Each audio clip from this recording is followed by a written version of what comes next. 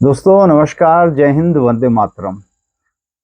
दोस्तों मैं राजन पांडे आप सभी का बहुत स्वागत करता हूं आपके अपने YouTube चैनल दिव्य राजन चैनल पर। दोस्तों आज मैं बहुत खम ठोक कर कह सकता हूं कि yes, now Indian politics is divided into two major sections या मेजर गुट में आप कह लीजिए। एक गुट हो गया PDA, that is patriotic democratic alliance, अभी अभी जन्म लिया है, या कह लीजिए शायद ही कि 20-25 दिन हो गए हैं जन्म लिए। और दूसरा है एनडीए, जो कि आज 9-10 साल से अस्तित्व में है, और 25 सालों से उनका अस्तित्व है, और पिछले 9 सालों से वो कंटिन्यूअस सत्ता में आसीन है। आज एनडीए के जो सबसे प्रमुख घटक दल है वह है भाजपा। भाजपा के राष्ट्रीय अध्यक्ष जयप्रकाश नड्डा जी ने आज एक तंज कहा या कहावत कही, अब जिसको जैसा लेना है वह ले सकता है। उन्होंने, मेरी नज़र में वह एक तंज था, तो मैं तंज बतौर ही उसको कहूँगा कि उन्होंने पीडीए को कुछ यूँ संबोधित किया कि कहीं का ईंट कहीं का रोड़ा, भानुमति ने कुनबा जोड़ा। स्वाभाविक है कि अब ओवरऑल 26 जो कि अभी तक रिपोर्टेड हैं राजनीतिक दल एक छत्र के नीचे आ रहे हैं, और उन्होंने पैट्रियोटिक डेमोक्रेटिक एलियंस नाम से अपना गठबंधन तैयार किया है, जिसे वे महागठबंधन कहते हैं। उसी तर्ज पर एनडीए भी है। एनडीए आज 25 सालों से अस्तित्व में है, और पिछले 9 सालों से तो वे कंटिन्यूअस रूल कर रहे हैं। आगामी लोकसभा चुनाव 2024 के लिए अब दोनों गुट ने सही तौर पे कहा जाए तो अपनी अपनी कमर कस ली है या कसनी शुरू कर दी है। उनकी सारी लड़ाई अब अपने आखिरी तैयारी को, जिसको कह लीजिए आपकी जो सारी तैयारी करना चाहते हैं, उससे पहले बस जैसे क्रिकेट की भाषा में कहते हैं विकेट देखना, तो विकेट ठकठकाई जा रही है, देखी जा रही है कि पिच बाउंसी रहेगी या स्लो आएगी बॉल, जैसा भी क्रिकेट की भाषा में, अगर आप सब क्रिकेट फॉलोअर्स होंगे तो समझते हैं, नब्ज टटोलने की कोशिश की जा रही है। तो इस नब्ज टटोलने की कोशिश में भाजपा ने अपने साथ ओवरऑल 38 पॉलिटिकल पार्टीज को साथ में पाया, और इसके विपरीत पीडीए ने 26। तो अगर दलों से ताकत का अंदाजा लगाया जाए तो एनडीए कहीं ज्यादा मजबूत नजर आता है। खैर साहब, अगर दलों से ही होता तो फिर बात ही क्या थी। खैर, तो जो तंज आज नड्डा साहब ने पीडीए के ऊपर कसा, तो देखिए साहब, उसका भी अपना एक कारण है। कारण ये है कि ये जो जितने भी पीडीए में जो दल अब शामिल हो रहे हैं, जिसका फॉर्मेशन अब समवॉट 3 सप्ताह पहले ही हुआ है, तो ये सब, अगर मैं आपको लेटेस्ट एग्जांपल बताऊं तो वो होता है पश्चिम बंगाल का पंचायत इलेक्शन, जहां ममता दीदी के अगेंस्ट में वाम दल कांग्रेस ने अपनी ओर से पूरी ताकत झोंकी थी उस इलेक्शंस को जीतने के लिए। परंतु ममता दीदी ने इन दोनों को, तो दोनों वाम दल और कांग्रेस को, कुछ ऐसी पटकनी दी थी राजनीतिक कि शायद ही कि कांग्रेस का तो सबसे बुरा हाल था कि 4% का वोट शेयर निकला था। उसके विपरीत थोड़ा वाम दल ठीक ठाक पोजीशन पे थे, परंतु मेजर पार्टी भाजपा ही उभर के आई, जो अपोजिशन में है पश्चिम बंगाल में। देखिए साहब, पीडीए में बहुत से घटक दल कुछ एक ऐसे हैं, बहुत से ना कहूं, कुछ के नाम तो मैं ले ही सकता हूं, जैसे कि नीतीश कुमार जी की पार्टी जनता दल यूनाइटेड। वे जब विधानसभा में आए थे तो विधानसभा में वो मोदी जी का चेहरा लेकर चुनाव में उतरे थे। उसके बाद के राजनीतिक घटनाक्रम, अब उसमें अगर हम जाएंगे तो मुख्य मुद्दा हमारा भटक जाएगा। खैर, फिर उन्होंने भाजपा से नहीं बनी तो उन्होंने लालू परिवार से हाथ मिलाया, मतलब कि राष्ट्रीय जनता दल से हाथ मिलाया। उनसे फिर पटरी नहीं खाई तो फिर वे भाजपा के पाले में आए, फिर वापस गए तो वापस राष्ट्रीय जनता दल के साथ उन्होंने सरकार बना ली। इस बीच में जिनको जो उनको नाम मिल गया, उपाधि मिल गई, उनके ही भतीजे श्री तेजस्वी यादव जी के द्वारा पलटू राम की, तो उन्होंने उसको कहावत को चरितार्थ कर दिया। दूसरी पार्टी का नाम लूं तो अब हालांकि वो अभी टेक्निकली जा चुकी है एकनाथ शिंदे जी के पास, परंतु फिर भी उद्धव ठाकरे जी की शिवसेना, ये भी महाशय जब पिछला विधानसभा चुनाव हुए थे महाराष्ट्र में, तो वे मोदी जी के चेहरे पर ही चुनाव लड़े थे और जीते थे। फिर बाद में उनका भी क्या समीकरण बिगड़ा, वे एनडीए से खफा हो गए और एक ऐसा ही जिसको मतलब आप कह लीजिए कि अविश्वसनीय, अकल्पनीय गठबंधन बना लिया उन्होंने कांग्रेस और एनसीपी के साथ। तो साहब ये दोनों आज मोदी जी को हटाने के लिए, जिनके चेहरे पे कभी उन्होंने सत्ता पाई थी, आज उनके लिए मोदी जी शायद है कि राजनीति के सबसे ज्यादा अस्पृश्य नेता हो गए। खैर साहब, अब ये ठीक है, राजनीतिक समीकरण है, बनते हैं, बिगड़ते हैं, और इसका आप पहले से कोई अंदाजा नहीं लगा सकते। तो जैसे कि जो आप थंबनेल भी है कि दो गुटों में बटा, तो ठीक है साहब। अब एनडीए को अगर आप देखेंगे तो कल जब पीडीए अपनी बैठक कर रही होगी, तो सेम वे एनडीए भी अपनी बैठक कर रही होगी, जिसमें वे आगामी चुनावों को लेकर अपनी नीति, रणनीति बना रहे होंगे। अब देखिए साहब, एनडीए के पास अपने ऐसे मुद्दे हैं जिनमें से जो 3 कोर, जो आप कह लीजिए, चाहे वो राम मंदिर का मुद्दा हो, चाहे वह धारा 370 को एबॉलिश करने का मुद्दा हो, वह पूरा कर चुके हैं। बाकी डेवलपमेंट और इंफ्रास्ट्रक्चर और वगैरह वगैरह तो साहब देखिए सबके मैनिफेस्टो में वेरी कॉमन रहता है। भ्रष्टाचार के खिलाफ लड़ाई और ये सब, मतलब मैं इन सबको नहीं गिनता। अब चूंकि भाजपा एनडीए का मुख्य घटक दल है और उसका कोर एजेंडा रहा है, कैसे उन्होंने अपने बाकी साथियों को उसके साथ में एग्री कराया, ये सब एक उनकी भाजपा की अपनी अचीवमेंट है। तो उस एजेंडा को पूरा करने के बाद जो तीसरा सबसे कोर एजेंडा भी उनका थोड़ा बचा हुआ है, वह है यूसीसी, यूनिफॉर्म सिविल कोड। तो उसको लेकर बस अब जो अभी बहस छिड़ी हुई है, कोई तर्क, कुछ तर्क देता है, कोई कुछ, मैं तर्क क्या बोलूं, मतलब उसको कुतर्क ही मानिए, कुतर्क पे कुतर्क आते हैं, जबकि ना तो ड्राफ्ट है उसका, ना तो अभी वो कुछ भी ब्लैक एंड व्हाइट में है ही नहीं।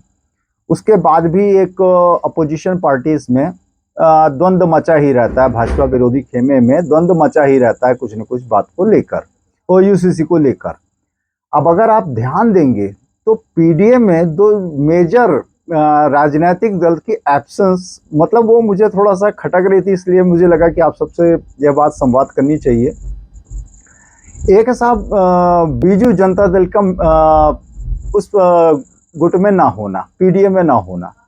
नवीन पटनायक जी, जो कि पिछले 23 सालों से उड़ीसा में राज कर रहे हैं, और मतलब देखिए, एक तो मैं नवीन बाबू जी का मैं विशेष तौर पे मैं उनको तारीफ करता हूं, मैं उनका फैन भी हूं कि केंद्र में कोई भी हो, चाहे वो मनमोहन सिंह सरकार रही हो, चाहे वो वाजपेयी साहब की सरकार रही हो, चाहे नरेंद्र मोदी जी की सरकार है, उनके सबके साथ उन्होंने बहुत अच्छे इक्वेशंस बना कर रखे।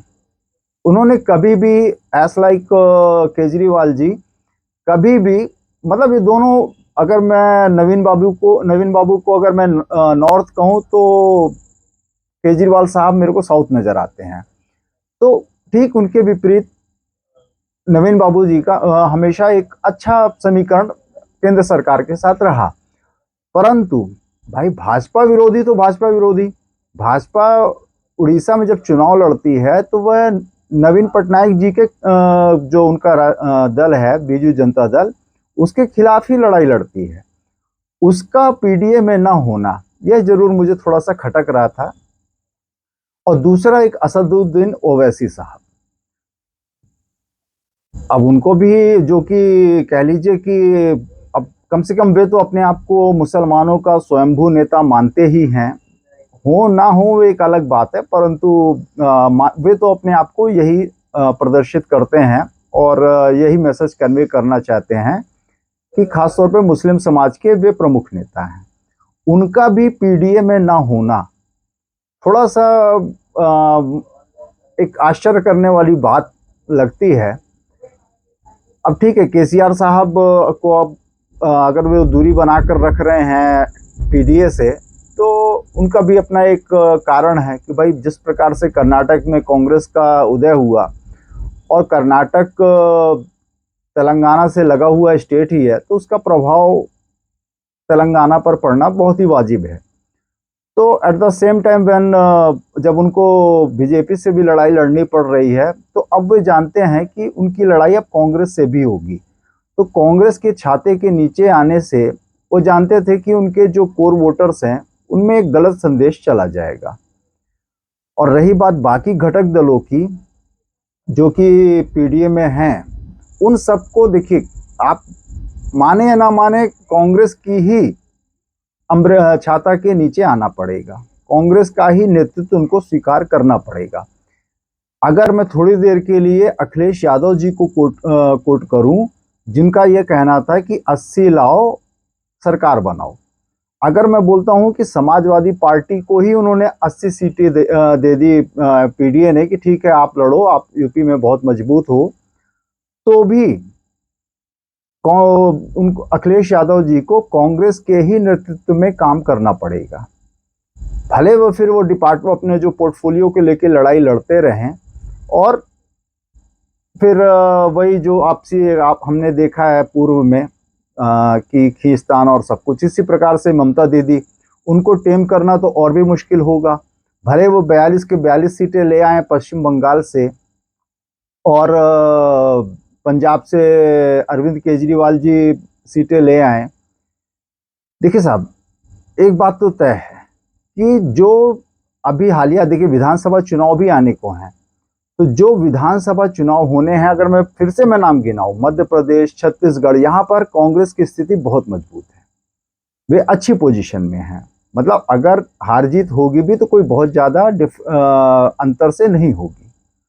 फिर आता है, आप पकड़ लीजिए राजस्थान, जहां पर एक हमेशा से एक परिपाटी रही है कि 5 साल बाद सत्ता बदल जाती है। अगर वह परिपाटी तोड़ने में गहलोत साहब सफल हुए, तब तो फिर कांग्रेस की वह पुनर्वापसी होगी राजस्थान में, और कांग्रेस बहुत मजबूत हो जाएगी। अगर केसीआर जी अपना करिश्मा दोहराने में थोड़ा भी चूक करते हैं, तो कांग्रेस को तेलंगाना में भी आने से कोई नहीं रोक पाएगा। और ये 4 स्टेट अगर किसी भी प्रकार से कांग्रेस के खेमे में जाते हैं, एक कांग्रेस पाती है, तो फिर I will not agree to say, मैं कहने में बिल्कुल मैं सहमत नहीं होऊंगा कि Congress will be A partner. फिर कांग्रेस पार्टनर नहीं रह जाएगी, Congress will be a very dominating state. वो फिर डोमिनेटिंग अपने जो उनका एक सदैव से कह लीजिए, एक भाई उनका 50-55 साल उन्होंने राज भी किया है, उस फॉर्म में आ जाएगी, तो बाकी घटक दलों के लिए मुश्किल हो जाएगी। क्योंकि ये 4 स्टेट एक मेजर सीट्स लेकर आते हैं लोकसभा में, और फिर ऑलरेडी कांग्रेस के पास 3 से 4 अच्छे स्टेट्स हैं। अगर मैं थोड़ी देर के लिए छत्तीसगढ़ और राजस्थान को साइड में भी कर दूं, तो हिमाचल प्रदेश जैसा स्टेट उनके पास है। साथ ही आप अभी हालिया जो उन्होंने विजय प्राप्त की है कर्नाटक में, तो एक तरह से इट्स ऑल एडवांटेज कांग्रेस।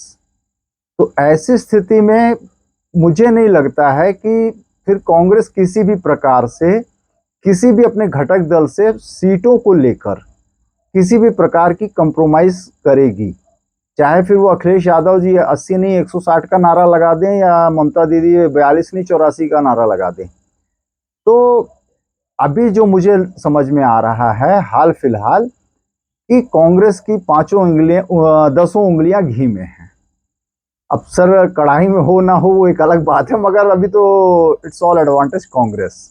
और जिस प्रकार से नीतीश बाबू ने अपनी बैटन सोनिया जी को पकड़ाई है, और आप माने ना माने, मैं तो मानता हूं, मेरा व्यक्तिगत मानना है कि Sonia ji as compared to any other politician in Congress is far better and seasoned politician. वे बहुत अच्छे से किसको कहाँ पर कैसे इस्तेमाल करना है वे बखूबी जानती हैं। और इसका सबसे अच्छा उदाहरण है मनमोहन सिंह जी।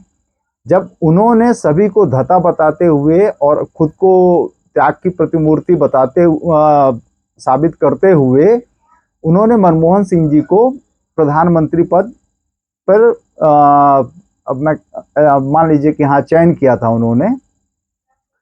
तो वह एक उनकी सबसे बड़ी मैं उसको मानता हूं कि आप उसी से एग्जाम्पल सेट कर सकते हैं। अब अगर एनडीए में बात की जाए तो देखिए एनडीए में ऑलरेडी एक ही अभी फिलहाल तो लोकप्रिय नेता और अब तो वो ग्लोबल चेहरा भी बन चुके हैं, नरेंद्र मोदी जी। तो नरेंद्र मोदी जी के रहते एनडीए में कोई ऐसा बिखराव होगा ऐसा तो कहीं नजर नहीं आता एज कंपेयर टू पीडीए। भले चाहे फिर ये 4 स्टेट्स जो मैंने बताए इसके रिजल्ट्स क्या रहेंगे क्या नहीं रहेंगे वो तो समय ही बताएगा, परंतु मोदी जी के रहते एनडीए में मुझे कहीं से भी नहीं नजर आता कि किसी भी प्रकार से बिखराव की स्थिति आएगी। क्योंकि एक चीज आपने बहुत वैसे नोटिस की होगी कि जब मोदी जी जब किसी अन्य के लिए वोट मांगते हैं, मतलब जब विधानसभा चुनाव होते हैं और उस समय वो चुनाव की कैंपेनिंग कर रहे होते हैं, तब स्थिति भले चाहे रिजल्ट जो भी आए जैसा भी आए, फेवर में आए एनडीए के या विरोध में जाए जैसा भी, परंतु पिछले 2 बार के लोकसभा चुनाव के जो परिणाम देखकर जब उन्होंने मतलब अपने लिए वोट मांगा एज ए पीएम प्रधानमंत्री, जब उन्होंने अपने लिए वोट मांगा तो हमेशा पिक्चर ज्यादा फेवरेबल रही एनडीए के। आई बिलीव कि मेरा यह संवाद आप सबको अच्छा लगा होगा तो प्लीज लाइक का बटन दबाना बिल्कुल ना भूलें और यस चैनल पर नए हैं तो सब्सक्राइब करना भी बिल्कुल ना भूलें। जय हिंद, वंदे मातरम, जय जय श्री राम।